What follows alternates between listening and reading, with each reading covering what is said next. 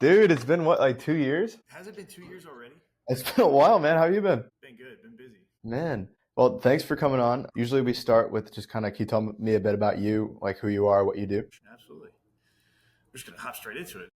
Well, my name is Jake Bounce. I am a lead student pastor at Christ Church of the Valley in Arizona, specifically at our Surprise campus. I've been here for a year and 7 months now, and I've been a student pastor for the last 8 years. Besides that, I have a beautiful wife, no kids. It's in Michigan. I don't know. What direction you want? No, none of that, man. All right, so Jacob, how did you come to know the Lord? What's your testimony? What's your kind of full story from point A to B? Yeah, I mean, how detailed do you want to get? As detailed as you're willing to do. Okay. I was born in Michigan. I know, I'm sorry. And I was born into a family that was doing their best to follow Jesus, but just didn't really know what that looked like. They knew my parents met as a hookup and got married because they got pregnant and started going to church because they got married. And so they didn't really know why they wanted to follow Jesus. They just knew that they kind of should. And so we grew up going to church every week, but the understanding wasn't really there. It's just something we did. We didn't really know why. So growing up in that household, church was just something we did. And we never wanted to go, but parents always forced us to go. And to be honest, it didn't seem like they really ever wanted to go. And so that kind of skewed Christianity for me when I was a kid. We dropped away from organized church probably when I was in middle school, and we started doing home church, which was cool. Home church took all the things of church and kind of made them a little bit more enjoyable because you got to be in a more intimate setting with people that you really know. But there was also some real weird things to it. But I got really attached to home church. I don't know that I would say I was a Christian when I was attending our home church, but I was attached. That fell apart for various reasons. And from that point forward, my parents kind of stopped attending church, and I also stopped attending church. Through those years, I went off the rails, got heavy involved. I grew up in a real poor city in Michigan. And so the opportunities and the setting were just not awesome. And so I ended up getting involved pretty heavily into some gangs and drugs and violence. That was just kind of the norm of where we grew up. My cousin was a huge influence on me. He lived down the street. He was probably 4 or 5 years older than me. He was a drug dealer. And he was one of the only people that actually wanted to hang out with me, it seems. So I would just roll with him to all of the things that he was doing, which was wild, absolutely wild. I lived that life probably for 2 or 3 years. And then me to go to like a weekend student retreat, like 8th grade, 9th grade, I think the summer of that year. She said, I really want you to go to this. And I said, I really don't want to go. And I said, but I'll make you a deal. If I can go hang out with my friends tonight and just be gone the whole night and you don't ask any questions, then I'll go to it the next day.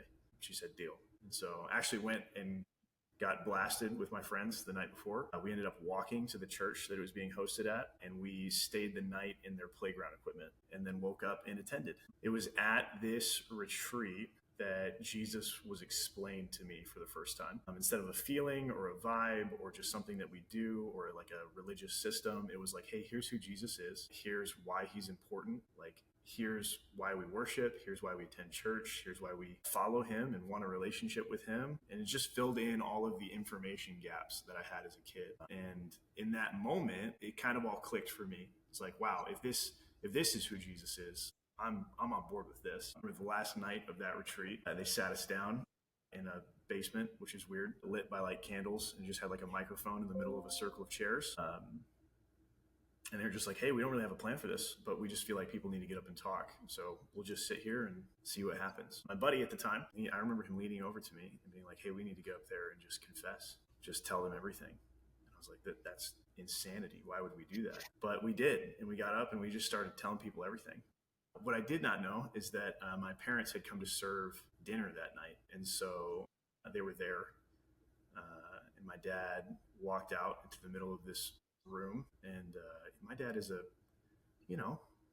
red-blooded American, responds pretty aggressively. So I expected the worst. And he just hugged me in front of all these people. He said, I'm sorry. I didn't know. And that kind of started it was almost like I don't know how to describe this. Our God is a God of signs and wonders, right? I believe that. I think in that moment, the out of character response from my dad aligned more with this Jesus guy that was being described than it did with who I knew my dad to be. And it was almost like in that moment, I said, Jesus, this makes sense. I do want a relationship with you. He used my dad to kind of be like, I got you. I don't know how biblically sound that is. It feels right to me. But from that point forward, within a month or two, we got the news that we were moving across the U.S. to Arizona.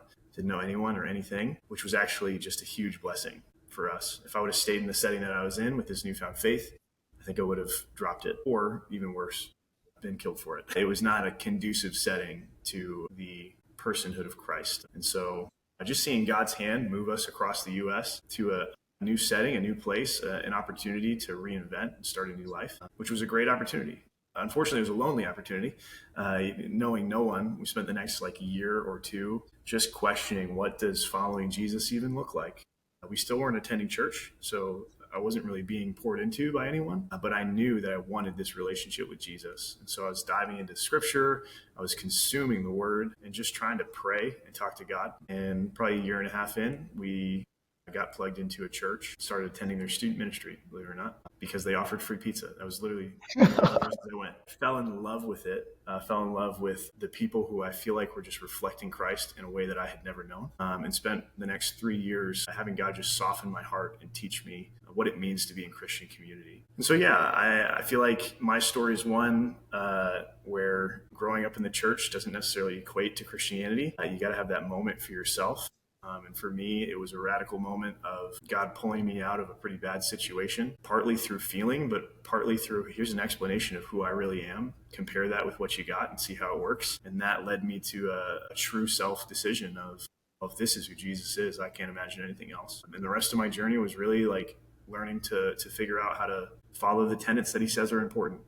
Getting plugged into the local church, living a life that is pleasing to him. It was a large change and it took time, and it's still taking time, still working on it. But all that happened during my middle school and high school years. And then towards the end of my high school career, my student pastor at the time was like, hey, I think you'd be good at this. You seem to love this place. I think you should come intern with us. And I had made up my mind that I wanted to go into law enforcement because I wanted to stop kids from having the childhood that I had.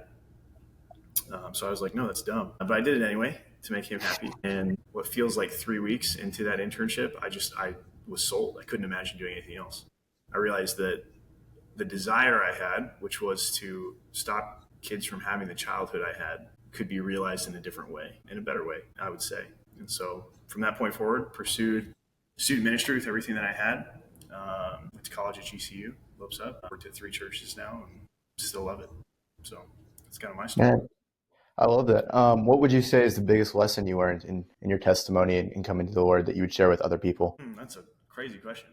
The lesson I learned that you don't have to be perfect to follow Jesus. In fact, he starts that journey when you're very much imperfect and you never reach it. You get better, but only through his working. So God fills his broken vessels with his perfect spirit. And as much as I believe it was a logical decision to follow Jesus, it was also an illogical move on his part to pull me out of just crazy sin. So I think that's what I would say is if you're on the fence on, I just don't feel like I'm good enough, or I feel like my situation is too poor, it's not what it's about. And what would be like your life verse or the verse you live by? A tattooed on my arm. Proverbs 28:1, wicked flee when no man pursues, but the righteous stand bold as a lion. For me, that just communicates the heart behind what we believe, right? And it communicates true belief in my mind. Not living this fake belief, not just believing in it because your parents did or because you grew up in that social setting, but being able to be so fully invested and anchored in your faith, in your walk with Jesus, that when storm comes, when hardship comes, you're not shaken, that you can stand to it. Man, Jacob, I love that you came out of that pain and that difficult childhood and that you've sensed the Lord then call you back into it to help others out of it. And obviously, me personally, I stand here as a witness of the difference you make in pulling other people out of that same kind of background. But I guess my question for you would be like, for people that have difficult testimonies that come to the Lord, do you think that the Lord often calls them to go back into that pain to help other people out of the same pain they came from? I know it happens. I think the pain that we face in this life doesn't have to be wasted, would be my response to that. And I don't think that my pain was necessary for the ministry that I do, but I do find moments where it is incredibly helpful. And I don't know if that was all part of God's plan or if that's just a beautiful way to use the broken world to his advantage, but I would say it's been helpful.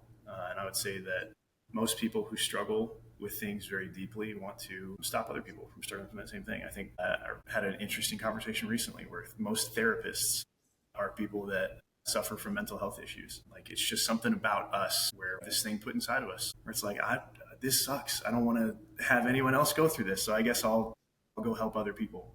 So it makes sense. But as to if God calls people to that, I know that he calls the broken, and I'm definitely that. But when it comes to unique experiences I've had, I think they're helpful and not necessary, if that makes sense. Well, Jacob, thank you for coming on and sharing your story. And thank you for the work you do as well and the people you pour into. I love hearing it. Love everything you do, man. Hey, appreciate you.